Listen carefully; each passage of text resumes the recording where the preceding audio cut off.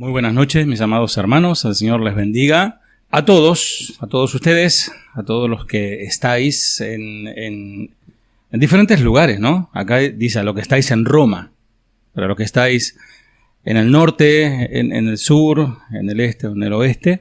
Amados de Dios, llamados a ser santos, gracia y paz a vosotros, de Dios nuestro Padre y del Señor Jesucristo. Continuamos avanzando en este tren, me gusta esa analogía, en este tren viajando por cada versículo a modo de estación, bajándonos, deteniéndonos, inspeccionando un poco cada versículo, qué es lo que dice la palabra del Señor, qué nos enseña y qué riqueza, ¿no? Sacamos de allí, que de todas maneras este estudio queda corto con todo lo que se puede extraer de ella. Vamos a ir a la palabra del Señor, precisamente en Romanos, capítulo 1, y avanzamos. El último versículo que vimos en la última clase fue el 17, avanzamos en el 18 hasta el 23. Romanos, capítulo 1, 18 al 23. Dice, porque la ira de Dios se revela desde el cielo contra toda impiedad e injusticia de los hombres que detienen con injusticia la verdad. Porque lo que de Dios se conoce le es manifiesto, pues Dios se lo manifestó. Porque las cosas invisibles de Él, su eterno poder y deidad, se hacen claramente visibles desde la creación del mundo, siendo entendidas por medio de las cosas hechas, de modo que no tienen excusa. Pues, habiendo conocido a Dios, no le glorificaron como a Dios, ni le dieron gracias, sino que se envanecieron en sus razonamientos, y su necio corazón fue entenebrecido.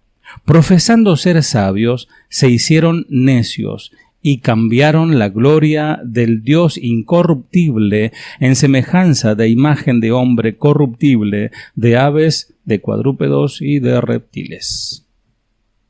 Bien. Otra versión del primer versículo que estamos leyendo, el 18, dice, pero Dios muestra su ira desde el cielo contra todos los que son pecadores y perversos que detienen la verdad con su perversión. Bien, casualmente creo que el domingo hablábamos de esto, de los falsos apóstoles y los falsos pastores y maestros que degradando la palabra de Dios, degradando o rebajando la gracia, están en cierta manera haciendo esto, ¿no? Están deteniendo la verdad, tapando, ocultando la verdad. O sea, cuando una verdad se le omite, cuando la palabra de Dios se le quita, le estamos quitando su efectividad. Y si le agregamos, la estamos adulterando también. Por eso dice, pero Dios muestra su ira desde el cielo contra todos los que son pecadores y perversos, que detienen la verdad con su perversión. Dice la palabra de Dios para todo, la versión esta moderna, pues lo que se conoce de Dios está revelado desde el cielo, es su ira. Está en contra de los que se rebelan contra Él y cometen injusticia contra otros. Ellos conocen la verdad, pero la ocultan con la maldad que practican. Es decir, el mayor peligro que enfrenta la raza humana es la ira de Dios. No es Corea del Norte, no es las potencias, las ojivas nucleares, no es las drogas, no es la delincuencia, no es la mala praxis política, etcétera. No son las pestes, sino que es la ira de Dios.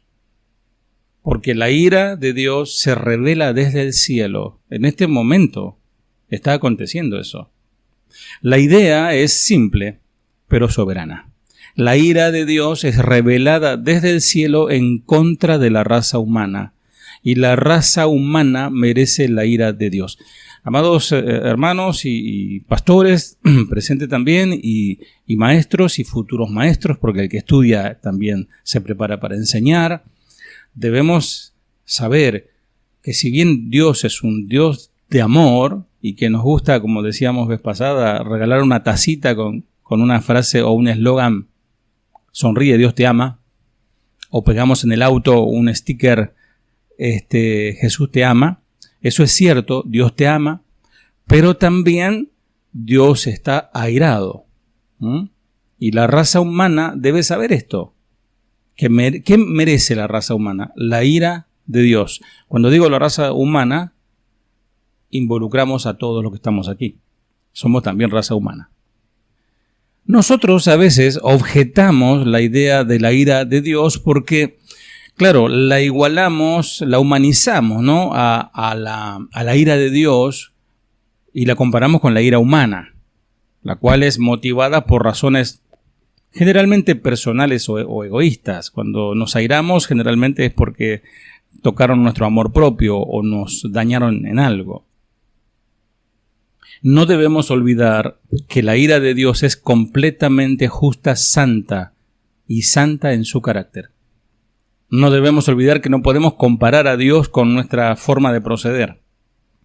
El interpretar la ira de Dios como simplemente en su propósito de castigar el pecado o asegurar la conexión entre el pecado y la miseria es igualar la ira con sus efectos y prácticamente eliminar la ira como un movimiento dentro de la mente de Dios. O sea, la ira de Dios es santa, es una santa repulsión del ser santo de Dios contra lo que es contradictorio a su santidad, contra lo que contradice su voluntad. En Romanos 1:16 lo hemos visto anteriormente, porque no me avergüenzo del Evangelio, porque es poder de Dios para salvación a todo aquel que cree, al judío primeramente y también al griego.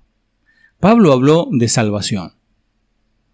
Pero ¿de qué somos salvos? Esa es la pregunta que surge, ¿no? ¿Sí, salvo de qué? O sea, está bien, me hablas de salvación, pero ¿de qué? Bueno, primero, y más que todo, somos salvos de la ira de Dios, la cual merecemos justamente, a menos que haya algo de lo que salvarse, no tiene sentido hablar de salvación. Eso a la hora de evangelizar a alguien que no tiene mucho conocimiento de las Escrituras, o algún ateo, ¿no? O algún incrédulo, debemos asegurarnos que esa persona entienda de qué debe salvarse, ¿no? Y no precisamente salvarse económicamente, ¿no? O salvar su matrimonio. Si Dios puede hacerlo en su soberana voluntad, Él lo puede hacer, pero no habla de eso. La ira de Dios, en esta porción de la carta de Pablo en Romanos, la meta de Pablo no es proclamar las buenas nuevas, sino demostrar la necesidad absoluta de las buenas nuevas de salvación de la justa ira de Dios. O sea, lo que hace Pablo muestra el veredicto, muestra cuál es la causa, ¿no? Cuál es el título de mi Biblia dice la culpabilidad del hombre. O sea, nos llegó un telegrama diciendo cuál es la causa en contra nuestra. La ira de Dios. Y no se revela en el Evangelio, sino en los hechos de la experiencia humana, según el texto que acabamos de leer de Romanos 1:18. ¿Cómo te imaginas a Dios, no? Si cada uno tendría que abrir el micrófono y decir, ¿no?, cómo se imagina a Dios, o cómo se imaginaba antes, ¿no? Y algunos cómo se lo imaginan ahora. Bueno, podríamos tener diferentes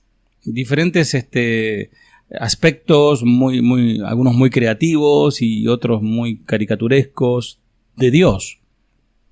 Por ejemplo, si tuvieras que hacer tu propio Dios, y digamos un Dios ya con minúscula, ¿no? Se parecería, no sé, al que Hollywood muestra en las películas. Sería un rubio encantador, con ojos bien azules. Generalmente lo hacen así, a Jesús por lo menos, ¿no? Bien ario, ¿no? O quizás un negro medio cascarrabia, ingenioso, que mastica tabaco y que siempre hace chistes, ¿no? Como el de Todopoderoso. O mejor aún, sería un personaje sereno, tranquilo, como un mayordomo que te guarda de tus problemas, como el mayordomo de Batman, ¿no? Que está atento a las necesidades de Bruno Díaz. ¿Mm? ¿Cómo te lo imaginas a Dios? Como alguien que está ahí atento para servirte, está rápido cuando lo clama, lo llamas y tocas la campanita y viene y te da todos lo que necesitas. O el Dios que te diseñarías quizás sería todo amor, ¿no? Bondadoso, que adopta una posición no de amigo, sino de amigote, casi de cómplice. Cuando pecas te palmea el hombro y te dice, no pasa nada, te amo, soy amor. Después de todo, las consecuencias negativas de tus malas decisiones son castigo suficiente, te puede decir este Dios. Así que no te preocupes, yo soy amor. ¿Qué clase de Dios, y ahí vamos a un poquito más profundo, ¿no? ¿Qué clase de Dios adorás? ¿Qué clase de Dios adoro? ¿Un Dios de domingo al cual ignoro toda la semana? ¿Un Dios que trato de ver a través de las Escrituras y de la adoración y de la oración el día de culto? Y después en la semana es un Dios que es ciego, sordo y mudo, ¿no? Que Él no ve nada, yo puedo hacer lo que yo quiera, no pasa nada. ¿Qué Dios te formaste en tu mente? Adoramos, oramos y hablamos del Dios de nuestra imaginación, el Dios con minúscula, o estamos hablando del Dios con mayúscula verdadero. Dios, según revela la palabra, la Biblia, no se parece en nada a los ídolos que llevamos en la imaginación. No se parece en nada a lo que vos te puedas imaginar. No se parece en nada, ni siquiera se parece a vos. Pero con demasiada facilidad vemos en las páginas de las Escrituras al Dios de nuestra preferencia como vemos figuras en las nubes, ¿no? Viste que en las nubes te podés imaginarle el rostro de Jesús o la mano de un ángel, qué sé yo. Para evitar esta idolatría involuntaria, porque sabes que si vos te armás un Dios a tu imagen, es un ídolo, termina siendo un ídolo, no es el Dios verdadero. Para eso estamos haciendo lo que estamos haciendo ahora, ¿no? Nos estamos adentrando a las Escrituras para comenzar a tener un pantallazo, al menos leve, de quién es Dios. Y debemos leer la palabra a fin de conocer al Dios que está allí. Sus atributos, sus virtudes, sus nombres, sus significados, su esencia. Al leer la carta de Pablo a los romanos, nos vemos frente a un hecho bastante perturbador en cuanto al Dios que aparece ahí en Romanos 1:18. Un texto que no lo vas a escuchar en esas iglesias multitudinarias o en esos lugares donde se habla todo de otras cosas. Acá nos muestra a un Dios que su ira arde contra la humanidad con finalidad aterradora e inminente. O sea, la ira de Dios sigue latente, pero ya veremos más adelante, ¿no? Obviamente, el Evangelio, la obra, la vida y obra de Jesús está, digamos, dando, es el arca de estos tiempos, el arca de salvación. Pero, ¿por qué hay un arca? Porque Dios determina destruir, porque Dios va a desatar su ira. Entonces, podemos decir que el Evangelio, podemos decir que la iglesia es el arca. Y ahí está, ahí muestra la misericordia del Señor, ¿no? Pero mientras tanto seguimos con esto. La ira de Dios está latente allí. Si de acuerdo a la Biblia, este Dios de amor en efecto enviará a algunos al tormento eterno. Si esto hace que te sientas algo incómodo con respecto al Dios que estabas adorando hasta hace un par de días, tal vez estés listo para dejar a un lado ese ídolo de tu imaginación para comenzar a ver al verdadero Dios. El Dios que está presente en las Escrituras. El Dios que está presente en los universos. El Dios que está presente en la iglesia. El Dios que está presente dentro de tu vida. La primera sección de la carta de Pablo a los romanos es una acusación. Se lo llama así como la acusación de Dios contra la humanidad. ¿Qué tiene que decir Dios sobre la humanidad? Tiene una acusación terrible. Dios está enojado. Porque dice, porque la ira de Dios se revela. La palabra revela viene de la misma raíz vocálica de la palabra apocalipsis, ¿no? De correr una cortina o levantar una persiana, una cortina para ver algo. Entonces, estamos viendo a través de las Escrituras que sí, ese Dios de amor, ese Cordero que se nos enseñó, ese Señor que murió calladamente, no abrió sus labios en la cruz, ese Dios de amor, bueno, también es un Dios de ira. Es una moneda con dos caras, ¿no?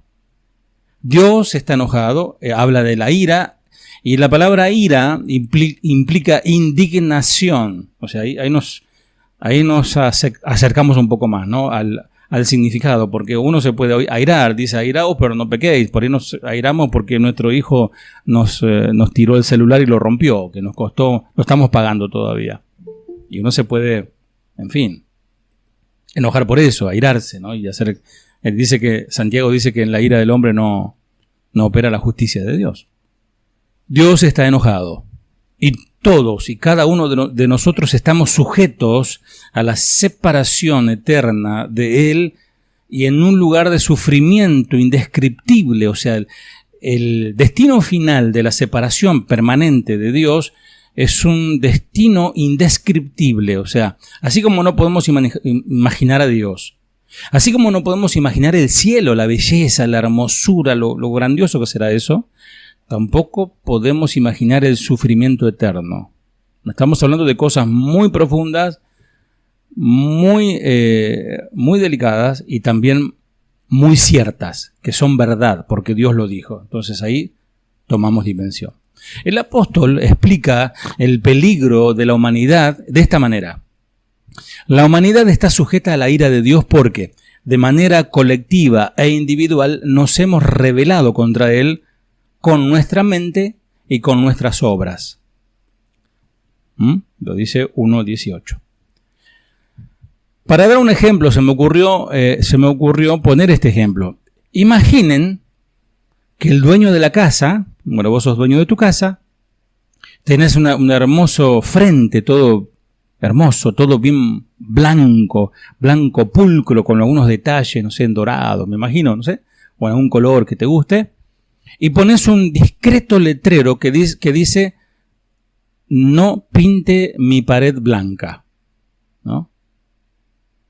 Y a propósito, algunos vándalos comienzan a hacer grafitis, ¿no? Dibujos con aerosol y pintura obscenos en tu pared.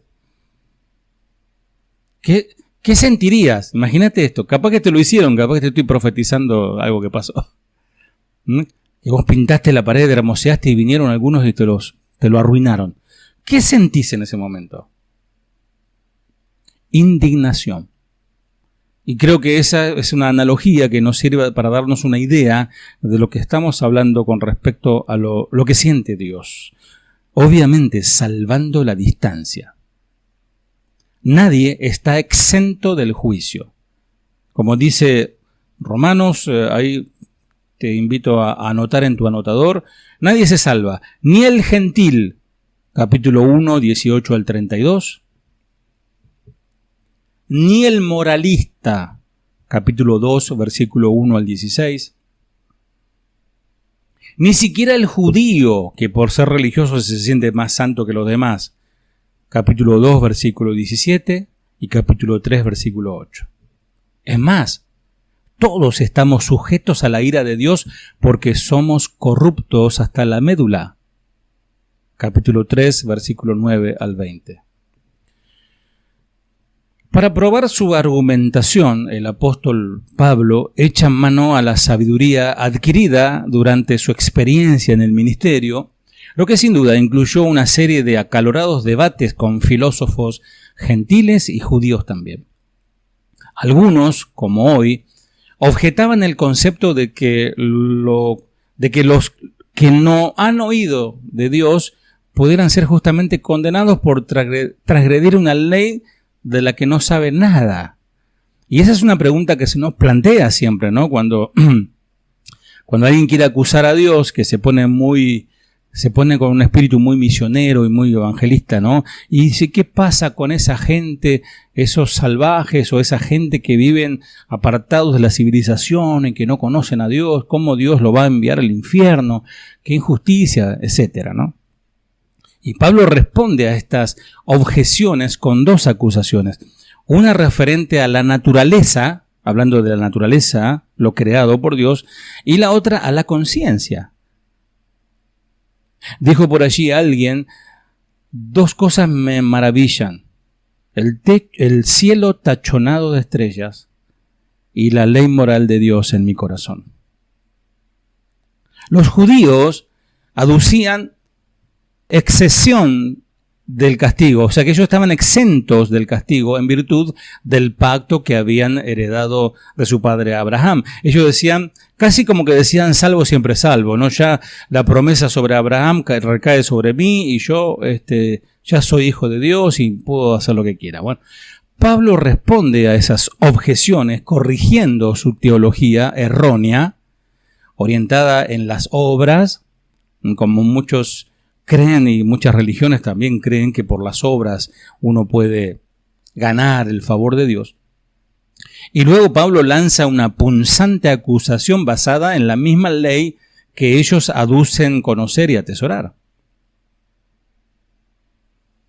Al final de esta sección, Pablo demuestra de manera conclusiva que Dios tiene razón de estar enojado con la humanidad y que todo ser humano está condenado bajo sus leyes. Y esta no es una porción de las Escrituras particularmente agradable para predicar un domingo, ¿no? Que los hermanos vienen viajando 2-3 horas para llegar a la iglesia y vos le decís, Dios está enojado, ¿no? No es agradable. Bueno, gracias a Dios que, digamos, que el que lee esto y entiende y obedece tiene un final feliz, ¿no? Pero por ahora estamos acá, ¿no? En la ira de Dios. Es más, si al final de la acusación que Pablo hace de la humanidad siente deseo de huir y esconderse de Dios, y apenas está empezando a ver a Dios como es, y apenas está empezando a entender la gravedad del pecado. Vamos a repasarlo, lo vamos a leer en esta versión Nueva Traducción Viviente. ¿Me acompañás allí? Si la tenés en esa versión, va bien. Nueva Traducción Viviente, Romanos 1, 18 en adelante. Dice, pero Dios muestra su ira desde el cielo contra todos los que son pecadores y perversos, que detienen la verdad con su perversión. 19. Ellos conocen la verdad acerca de Dios porque Él se la ha hecho evidente. 20. Pues desde la creación del mundo, todos han visto los cielos y la tierra, por medio de todo lo que Dios hizo. Ellos pueden ver a simple vista las cualidades invisibles de Dios, su poder eterno y su naturaleza divina, así que no tienen ninguna excusa para no conocer a Dios. Es cierto, ellos conocieron a Dios, pero no quisieron adorarlo como Dios ni darle gracias. En cambio, comenzaron a inventar ideas necias sobre Dios. Como resultado, la mente les quedó en oscuridad y confusión. Afirmaban ser sabios, pero se convirtieron en perfectos o completos tontos, dice una versión. Y en lugar de adorar al Dios inmortal y glorioso, rindieron culto a ídolos que ellos mismos se hicieron con forma de simples mortales, de aves, de animales de 4 patas y de reptiles. Muchas personas de hoy son más ilustradas que sus antepasados, ¿no? Podríamos decir, hoy nosotros tenemos un conocimiento mayor que hasta grandes teólogos de otros siglos, porque hoy tenemos al alcance de nuestra mano traducciones, comentarios, etcétera, estudios. O sea, podemos decir que el conocimiento está. No somos presa de supersticiones, no andamos entonando encantamiento para alejar espíritus malos, no andamos temiendo malos augurios, ¿no? Me tiraron una gallina con maíz en la puerta de mi casa, una cinta roja, etcétera, ¿no? Pero las personas modernas se han elevado por encima de estas creencias primitivas para abrazar el mundo tal como es. Un mundo gobernado por las fuerzas impersonales de la naturaleza y las leyes de la física. Todavía más, el Dios, con minúscula, de su preferencia ha evolucionado junto con ella. Ya no es una deidad brutal cuyo enojo hay que apaciguar. Es un Dios, con minúscula, bondadoso, gentil, un Dios tipo abuelo que se aflige cuando las cosas salen mal, pero debido a que entiende lo difícil que es ser humano y que las maldades en realidad no son culpa nuestra, sino nuestra naturaleza, entonces ese Dios, con minúscula, no castiga el pecado. Más bien, con ternura, bendice a sus hijos, los aconseja, y los acompaña con su protección. Este Dios, con minúscula, de fabricación actual, se parece más a un padre intimidado. Porque hoy, ¿cuántos de ustedes conocen a padres que sus hijos de 8 años que miden 90 centímetros intimidan a sus padres, ¿no? Le gritan a sus padres: si no me compras, te hago escándalo, si no haces esto, rompo esto, ¿no? Y los padres andan corriendo a la voluntad de sus hijos. Algunos se imaginan a un Dios así. Y ahora yo te ordeno, Dios, ¿no? Y ahora yo decreto, y ahora yo mando y desato y amarro. Hoy leí un cartel ahí por la parada del colectivo que decía amarres y desamarres, ¿no? Qué tremendo, ¿no? Lo tomamos a Dios como si fuese una especie de genio de la lámpara de Aladino. Las personas de hoy no quieren un Dios al que hay que temer, suponiendo que será más cariñoso que el que se enoja cuando la gente no le agrada. No me interesa mucho este Dios que revela su ira desde el cielo contra todos los pecadores. Pero un Dios así, con minúscula, pasivo, que no se enoja, que cierra los puños, que no se puede enfurecer, es un Dios que no se caracterizaría como el verdadero Dios con mayúscula, el verdadero Dios, y lo digo con mayúscula, amoroso. Y escuchen esto y tomen nota. Un Dios de amor debe detestar lo que le hace daño a los que Él ama. Un Dios de amor debe, por su naturaleza justa, detestar lo que le hace daño a aquellos que Él ama. Te hago un ejemplo. Si tu hijo está siendo dañado por algo, bueno, hoy está el dengue, ¿no? Y vos ves que se acerca un mosquito, esto que transmite la enfermedad, y vos lo ves bien, que está ahí. ¿Qué vas a hacer? Lo vas a destruir al mosquito. Lo vas a tirar ray, le vas a prender una espiral, le vas a prender fuego, ¿no? Porque no querés que tu hijo sea dañado. De esta manera, Dios está airado. ¿Por qué? Está airado porque el ser humano, el hombre, y muchos cristianos también, abrazan lo que daña su alma, abrazan el pecado. Un Dios de amor, segundo punto, debe actuar para proteger al inocente contra el malvado. Tercero, un Dios de amor debe hablar en serio cuando declara que una acción determinada está prohibida. Después de todo, una ley sin consecuencia no es ley, no sirve. Entonces, cuando Dios da una palabra, una ley, un mandamiento, se cumple. No hay manera de arreglar, como diríamos aquí en Argentina, ¿no? No hay manera de hacer un cohecho para Dios, si yo hago esto, no. Dios dijo algo y es así, hay que cumplir. Cuarto, un Dios de amor también debe tener la capacidad de airarse. Sin embargo, la ira de Dios no es la cólera arrebatada que a veces llegamos a asociar con personas iracundas. ¿Conoces algún arrebatado? Alguien que de mecha corta, ¿no? Se enoja enseguida. No, Dios no es ese. Pablo describe la respuesta del Creador al pecado usando, o sea, la ira de Dios sobre el pecado, usando la palabra orgé, es una palabra griega, que quiere decir rebosar o rebasar. Cuando se usa para describir la ira, es la expresión apasionada de enojo contra el mal. Y en ese contexto describe la ira justa, apasionada de Dios, que se desborda de las murallas del cielo y se derrama sobre la tierra. Así como llegó el hedor, ¿no? Llegó el tufo insoportable a la nariz de Dios, como lo dice el Antiguo Testamento, la maldad del hombre. Cuando le dice Dios a Noé, ¿no? Porque el pensamiento, los designios de su corazón es de continuo el mal. Y hoy estábamos viendo con mi esposa, y de paso les hago la recomendación, están dando por Netflix, miren que el pastor hace propaganda de Netflix. Bueno, pero les recomiendo la serie de Moisés. Está muy interesante. Hay comentarios, obviamente, comentarios del Corán, comentarios judíos. Hay un pastor también que comenta. Y está la película.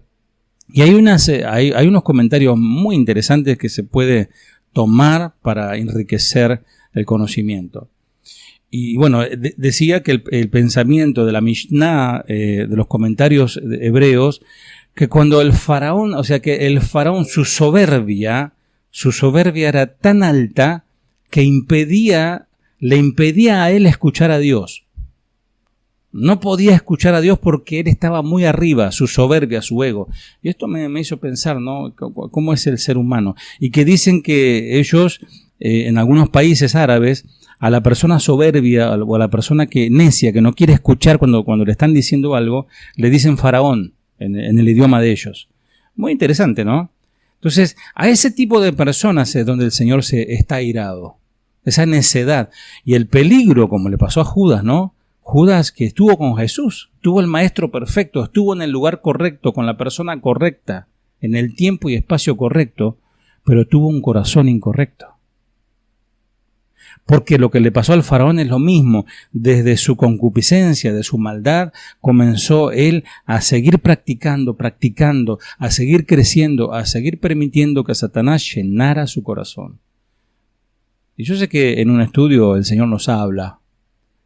Y pensemos, ¿qué es lo que puede pasar en nuestros corazones? ¿Qué es eso que está llenando nuestros corazones, no? Quizás es la soberbia, quizás es el orgullo, quizás es el sentirnos más que otros, etcétera, ¿no? Desborda la ira de Dios. Y está completamente esto acorde al carácter de Dios, porque es tan grande su amor, que Él mismo retiene su ira en este momento. Y su ira es sin cuestionamiento, temible y sin embargo también bajo control. Podríamos decir que Él mismo aplica, el mismo Dios, dominio propio. Él mismo retiene. Por eso tuvo que hacer algo. Envió a su Hijo unigénito. Hizo algo, no se quedó ahí pasivo, enojado, airado justamente, sino que hizo algo para resolver. Él hizo todo. Por eso dice Jesús, el Padre me lo traerá, porque Él hizo el trabajo. Y sin embargo, deliberada, medida y absolutamente justa la ira de Dios. Su ira no es nada menos que una expresión razonable de su carácter justo y su amor indeclinable al enfrentarse al mal. Entonces, amados, nosotros como hijos de Dios, como nacidos de Dios, ¿no? Nacidos de nuevo, también implica nacidos de arriba, con el gene de Dios, la simiente, el semen, también se expresa esa palabra, el de Dios. Tendríamos que tener ese carácter, tendríamos que reflejar ese mismo carácter. Lo que Dios odia es el pecado, lo que Dios odia es la injusticia. Entonces, nosotros como hijos de Dios tendríamos que tener el mismo sentimiento, la misma adversión con el pecado. Amar lo que Dios ama, odiar lo que Dios odia. Avanzamos, 1, 18 al 19. Dios es amor. Dicen amén. Primera de Juan 4, 8 dice, el que no ama no conoce a Dios porque Dios es amor. O sea, traemos este texto porque queremos también recordar que también uno de los atributos de Dios, que es que Dios es amor. Es su esencia, Él es amor. No es que Él tiene amor, sino que todo lo bueno que se conoce aún en los seres humanos viene de parte de Dios. La bondad es de Dios. Y es por eso que no queda sin hacer nada mientras el mal, el pecado, sigue consumiendo a su creación. Y cuando hablo de su creación, hablo en todo sentido. Y ustedes estarán de acuerdo con esto. El mal, ¿qué hace el mal? ¿Qué hace el pecado con una persona? Bueno, una persona, pongamos el ejemplo, entra en vicios, en drogas, pierde su trabajo, pierde su familia, termina durmiendo en la calle, todo sucio, harapiento, maloliente y muere allí abandonado. El pecado. La creación está siendo arruinada por el egoísmo, por el afán de riqueza y un montón de situaciones, ¿no? Por las guerras. Se invierte más dinero, se financia más en armas y en cohetes y en misiles que en dar de comer a tanta gente que tiene hambre, ¿no? Es por eso, amados, que Dios no queda impávido sin hacer nada con respecto a esto. El pecado consume a la creación. Vean contra qué se dirige su ira. Él arde con que contra toda la impiedad y la injusticia. Dos términos, amados, que necesitamos definirlos. Primero, el versículo 18 aparece impiedad. Esa palabra impiedad viene de la palabra griega asebeia, con B larga, asebeia, y te recomiendo te puedas conseguir el diccionario James Strong. Es muy bueno para estudiar, No está barato, pero se puede hacer una inversión de a poquito. Conseguir el diccionario Strong o en tal caso el Vine. Asebeia, la raíz es sebomai, la otra palabra griega, que originalmente quiere decir retirarse o echarse atrás, como lo haría uno en presencia de la deidad. Ya en tiempos de Pablo, la connotación común era mostrar reverencia o adorar. Bueno, el prefijo griego a es todo lo contrario. O sea, piedad, digamos, sería adorar, inclinarse, postrarse ante la deidad, postrarse ante Dios, ante el Señor Jesucristo, adorarlo, ¿no? Como uno lo hace en la iglesia. Qué bueno, ¿no? Y impiedad es lo contrario. Es tener una postura faraónica, ¿no? Ponerse en pie, tirarle el cuello para atrás y discutir con Dios, ¿no? Es la falta de reverencia. Esto se ve aún, miren que el cuerpo, vieron que esos que estudian el lenguaje del cuerpo, ¿no? El lenguaje corporal. Uno, como pastor, yo me siento atrás de todo. Y a veces observo, ¿no? En la hora de la adoración, como algunos están entregados en la adoración. Otros están soberbios. O por lo menos su postura, no sé, yo no sé su corazón, pero su postura no es la de tratar de, con todo el cuerpo, ¿no? Adorar, ¿no? Proscuneo, adorar al Señor, tirarse al suelo. ¡Ay, Rey de Reyes! Temible Dios, Dios de amor, ¿no? Bueno, amados, Dios está enojado con la falta de reverencia. Y no hablo solo en este punto, sino que hablo con aquel que vive en la injusticia. Ese estilo de vida es un estilo de vida irreverente. Ese estilo de vida, gota tras gota, irreverencia contra Dios, irreverencia, falta de temor a su palabra, conduce indefectiblemente al desacato, al quebrantar la ley de Dios, a la irrespetuosidad, a la irreverencia y a la desobediencia. Pero ¿a quién? Acá tenemos una expresión en Argentina. ¿A quién le ganó el pastor? ¿Y a quién le ganaron? Estos se creen mejor que uno. Y así reaccionan ante el mensaje, la exhortación de Dios. Que Dios nos guarde, que no nos pase. La otra palabra que aparece es injusticia. La palabra injusticia se deriva del griego adikia, con K de kilo, adikia, término que se toma directamente de la Septuaginta, la traducción del Antiguo Testamento, 300 años antes de Cristo, ya lo explicamos, que quiere decir, injusticia, quiere decir básicamente violación de la ley divina. Hay que ser muy atrevido para violar la ley de Dios.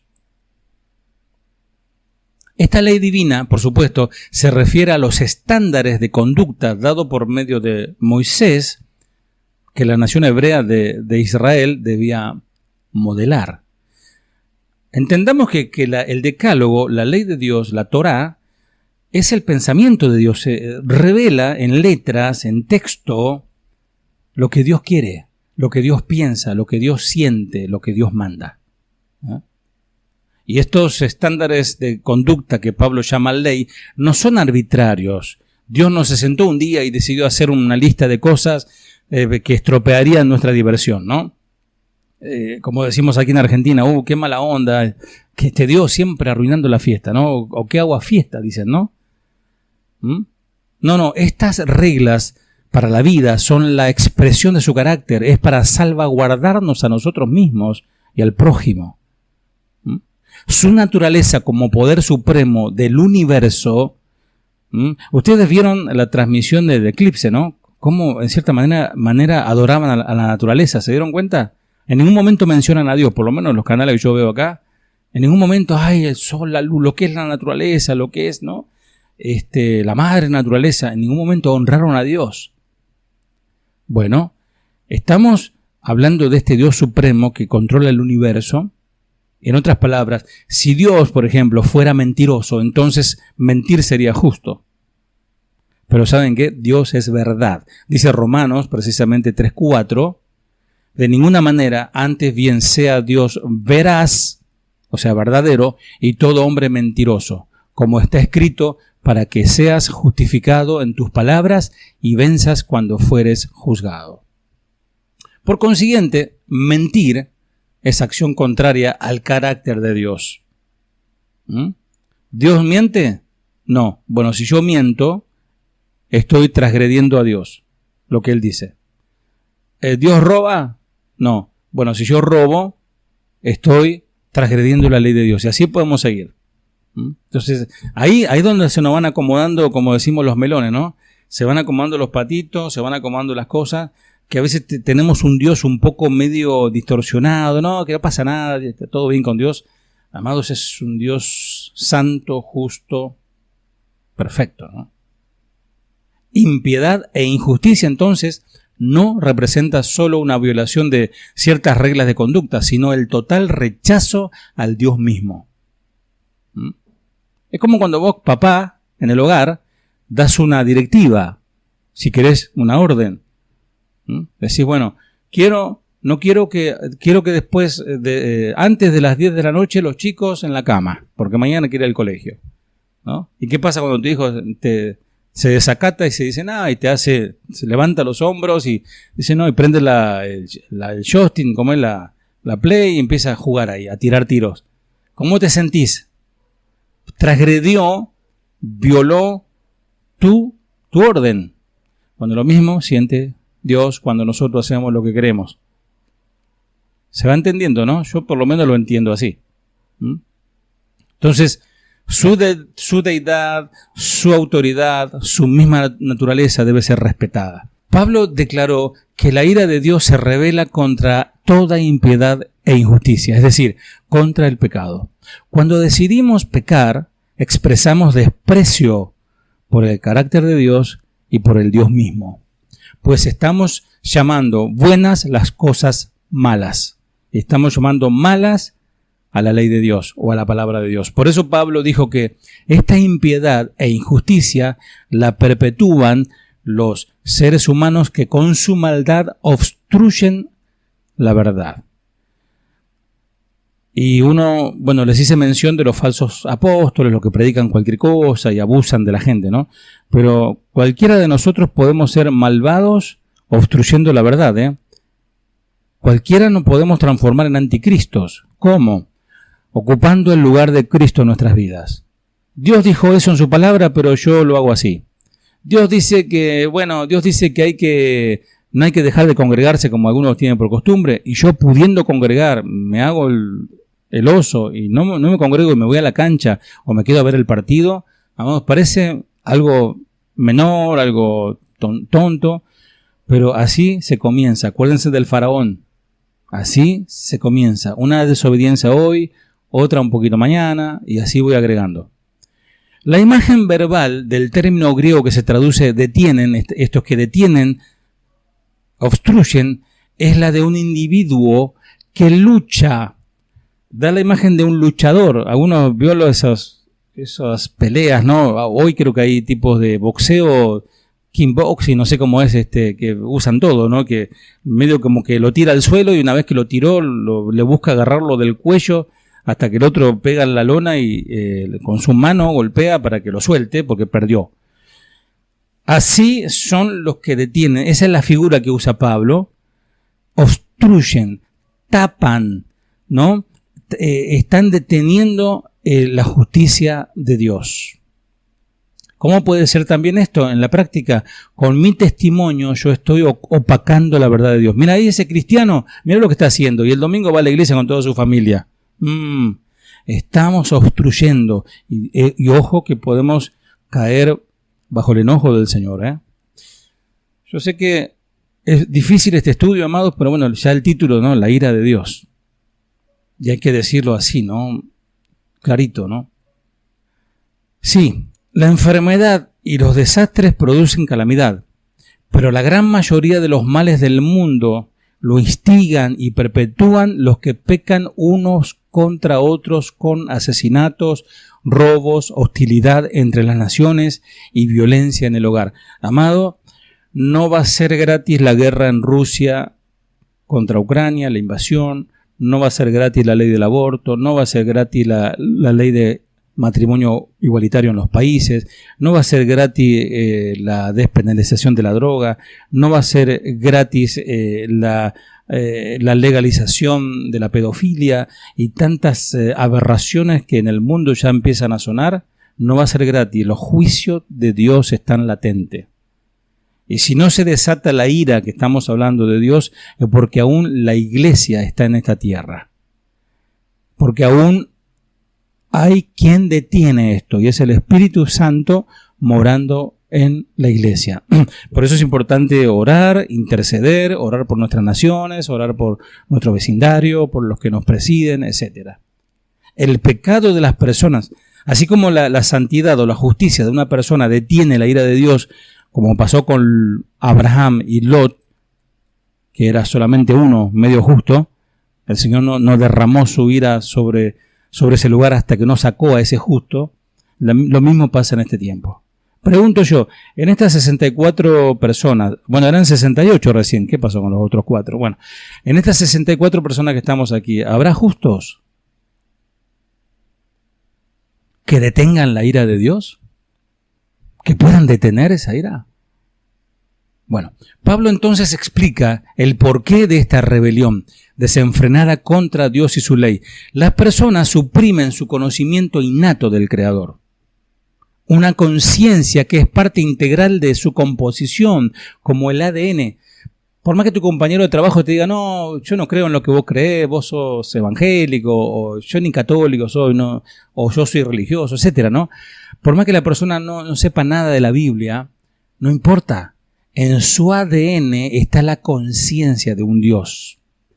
Quédate tranquilo, quédate tranquilo. Ahora, lo que no te quedes tranquilo es no evangelizarle, porque vos tenés que decirle, vengo a hablarte de ese Dios desconocido, como le dijo Pablo a los griegos ahí en el Areópago, ¿no?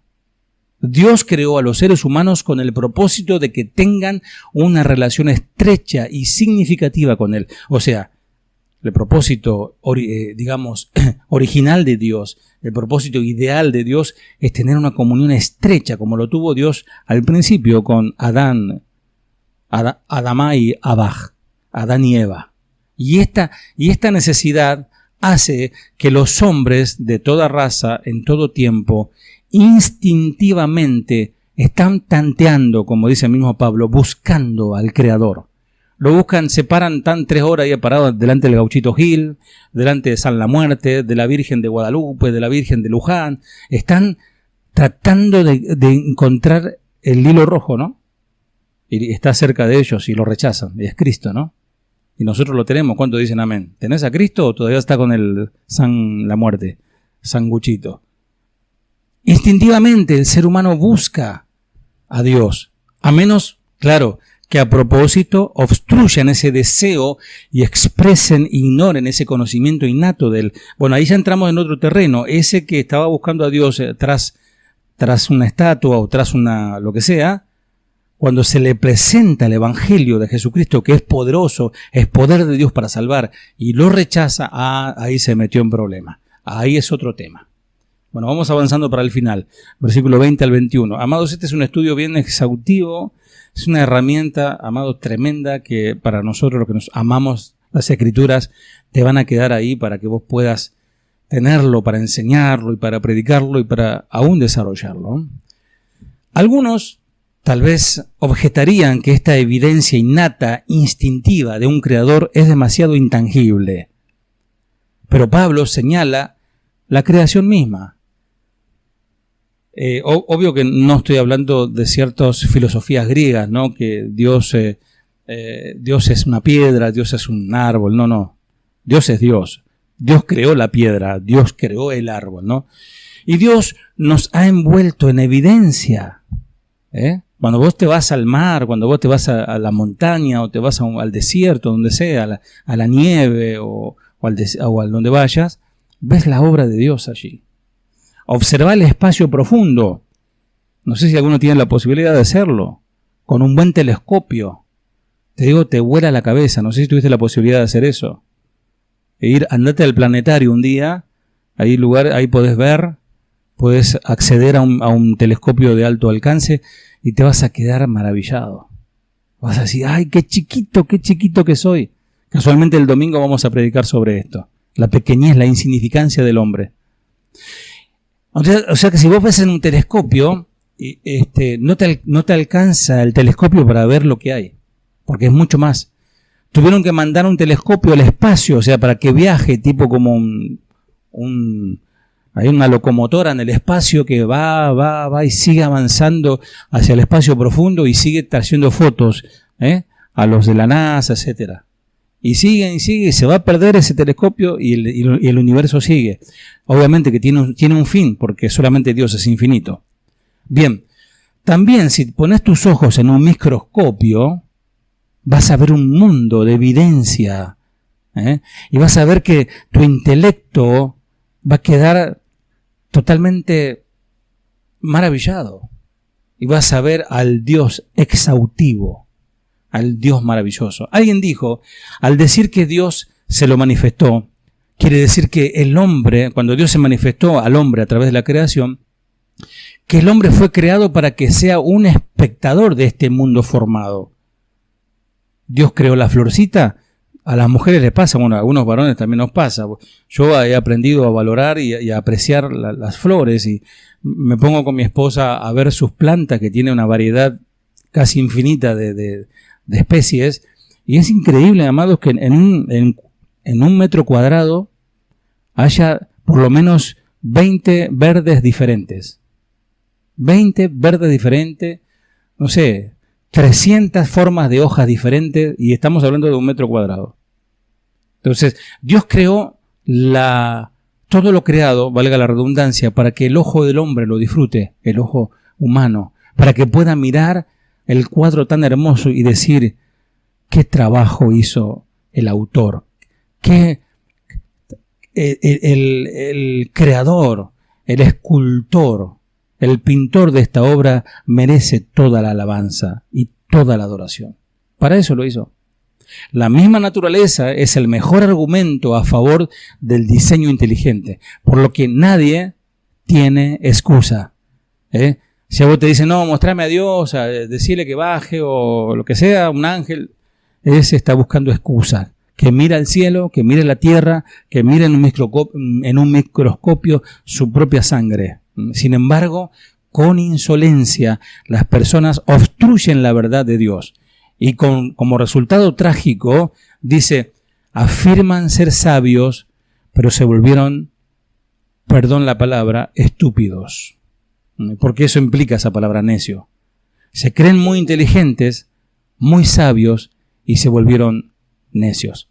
Bueno, vamos al final, los últimos 2 versículos. Léelo ahí en tu Biblia, 22 y 23.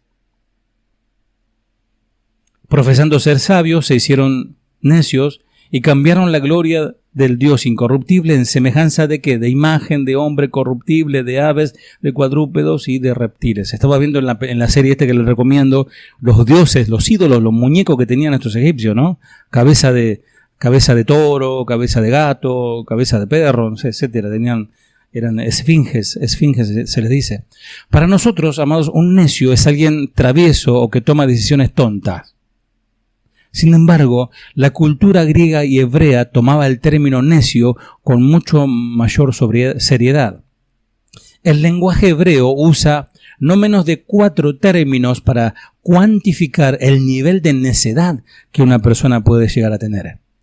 Cada término sucesivo incluye y se edifica sobre la cualidad anterior. De acuerdo a los hebreos, el mayor necio de todos es la persona desobediente, escuchá, que tiene la mayor inteligencia. Para Dios, el mayor necio es la persona inteligente, porque Dios no está diciendo que no es inteligente. En su humanidad puede ser un doctor, puede ser un científico, puede ser letrado, puede tener varios títulos, o sea, es inteligente. Pero si desobedece lo que dice Dios, para Dios es un tonto. O sea que, amados, pongámonos contentos, porque por ahí no tenemos títulos, ni doctorados, ni grandes, ni muchos somos nobles, ni ricos, pero tenemos la inteligencia superior, que es la inteligencia de Cristo. La palabra, estamos viendo la palabra necio, késil con K, késil. Falta de conocimiento o experiencia práctica, mentalmente perezoso. Por eso les felicito, amados. Saben que no todos quieren estudiar la Biblia. ¿Por qué? Porque son vagos. ¿Se entendió, no? No les gusta leer. No, que las letritas me aburren, hay que anotar, no, hay que estar escuchando, no. Pero en Netflix capaz que si van a ver 3 capítulos seguidos de Moisés. Es tremendo, ¿no? Acá estamos estudiando la palabra, así que atenti con esto.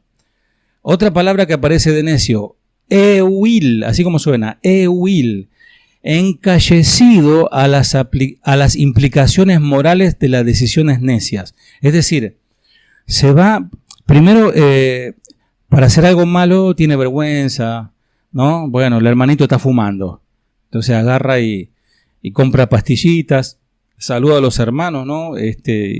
Olor a pastilla y tabaco. Después, bueno, pasa un par de días, ya lo traen prendido el cigarrillo, ve al hermano y lo pone en el bolsillo, bueno, empieza a salir humo del bolsillo, bueno, ahí lo apaga. Después ya empieza a perder la vergüenza y después se está drogando a la puerta de la iglesia o delante de su familia. Se encalleció su corazón, un callo, ya no tiene sensibilidad. Nabal, ahí tenemos una interesante expresión, Nabal, del griego, Nabal, el esposo de quién, a ver quién me recuerda, el esposo de quién era Nabal. Abigail, que era, dice, un tonto, un necio, actuó neciamente. Bueno, a propósito, cerrado a la sabiduría, significa Nabal, o sea, a propósito, cerrado a la sabiduría, son expresiones hebreas, y brutalmente destructivo de sí mismo y de otros. Mirá lo que te puede llevar la necedad de decir, Dios te habla, no. Libera a mi pueblo, bueno, sí, vayan. Después cuando lo estaban por liberar, no, mentira, no los libero. Eso hacía Faraón. Voy a buscar a Dios, Dios me habló, ahora sí, ¿no? Y parece que se ablandó, pero llega el pecado, llega la tentación, cae de vuelta y se va. Ahí entiendan, amados estudiantes de la Biblia, entiendan que el corazón, hablando espiritualmente del alma, se va endureciendo, se va encalleciendo. Arterioesclerosis espiritual. Nabal. Y la última hebrea es la palabra letz, L-E-T-Z, que significa incorregible, a propósito, rebelde contra Dios. O sea, llegó al cuarto nivel de necedad. Es una escalerita. Llegó al cuarto nivel de descenso y ya Dios está a punto de, bajar su mano sobre él. El griego también usa 4, interesantemente, términos primarios. Afrón, así como afro, con N final, afrón.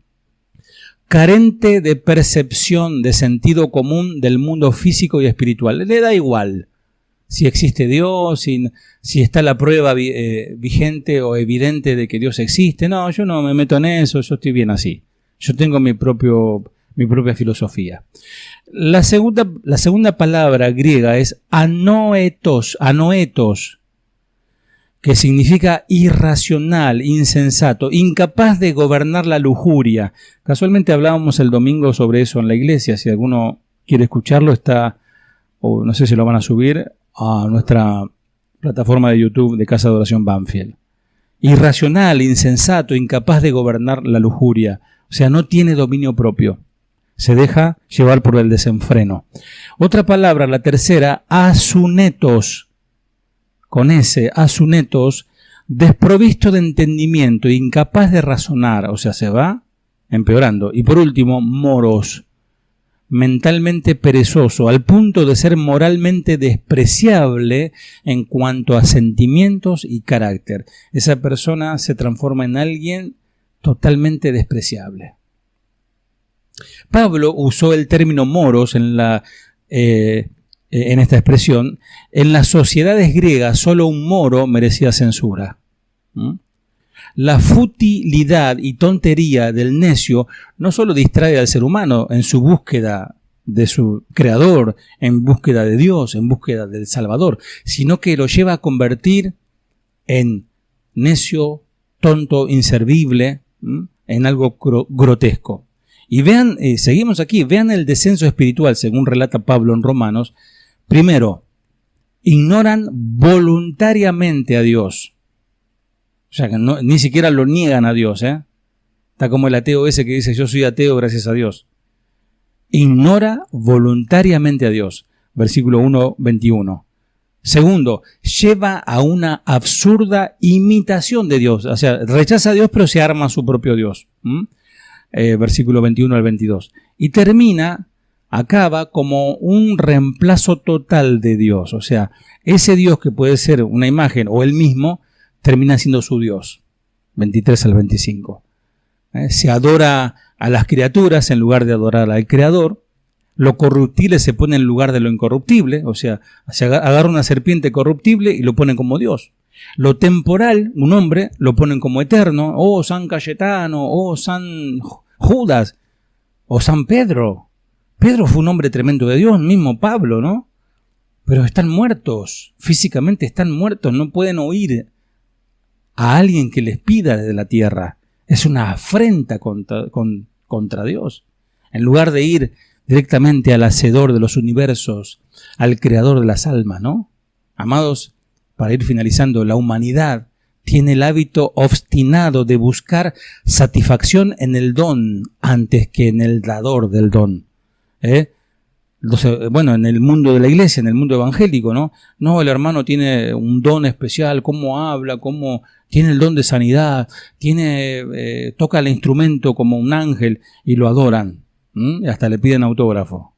Por ejemplo, los antiguos egipcios prosperaron en la fértil región del delta del Nilo, debido a que el río se desborda de sus orillas. Cada año va revitalizando el suelo.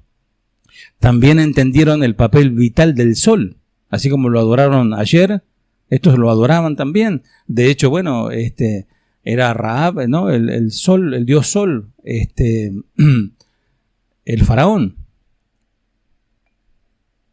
Hoy los seres humanos modernos miran esta superstición algunos con desdén divertido, ¿no? Pero también con mucha frecuencia confunden el don con el dador. Toman su sobre de sueldo como el proveedor. Obligadamente procuran ganar su sustento e incluso sacrifican su matrimonio en el altar de las ocupaciones. Terminan trabajando, tienen 2, 3 trabajos, doble turno, para ganar dinero, ya tienen el sustento y terminan perdiendo su familia. Adoran el dinero. Se olvidan que no solo de pan vive el hombre. Amados, por mucho tiempo ha sido el hábito de la humanidad canjear al único Dios verdadero por otra cosa. Por un Dios de su propia cosecha. Nuestra naturaleza, tu naturaleza, vos que estás del otro lado, porque somos de naturaleza caída, somos redimidos, pero de naturaleza caída, prefiere un creador que no nos exige tanto, que no sea tan pesado, que no sea tan duro, que no sea tan justo, y que pasivamente, bueno, nos bendiga cuando le pedimos. Pero, amados, tenemos un Dios que odia el pecado y que nosotros, como hijos de Dios, debemos estar cansados del pecado. Cansados del pecado. Pero Dios no es un Padre pasivo. Él nos exige cuentas por el pecado. Cada pecado, el más chiquitito, la mentirita blanca, el más imperceptible, te va a pedir cuenta. Por eso hay que pedir perdón para borrar esa cuenta. Sea que reconozcamos o no la presencia de Dios, Él va a juzgar. Y la consecuencia de rechazar a Dios por abrazar el pecado son mucho más graves de lo que podemos imaginar, porque la ira de Dios se revela desde el cielo todo el tiempo. Bien, amados, hasta aquí. Si el Señor no dice otra cosa, el próximo martes seguiremos con la clase que continúa. Que el Señor les bendiga. Fiel es Dios, que no nos dejará ser tentados más de lo que podamos soportar. Fiel es Dios, que no nos dejará ser tentados más de lo que podamos soportar. Gracias, fue solo por tu gracia que me sustentó y me abrazó en mi dolor. Fue tu gracia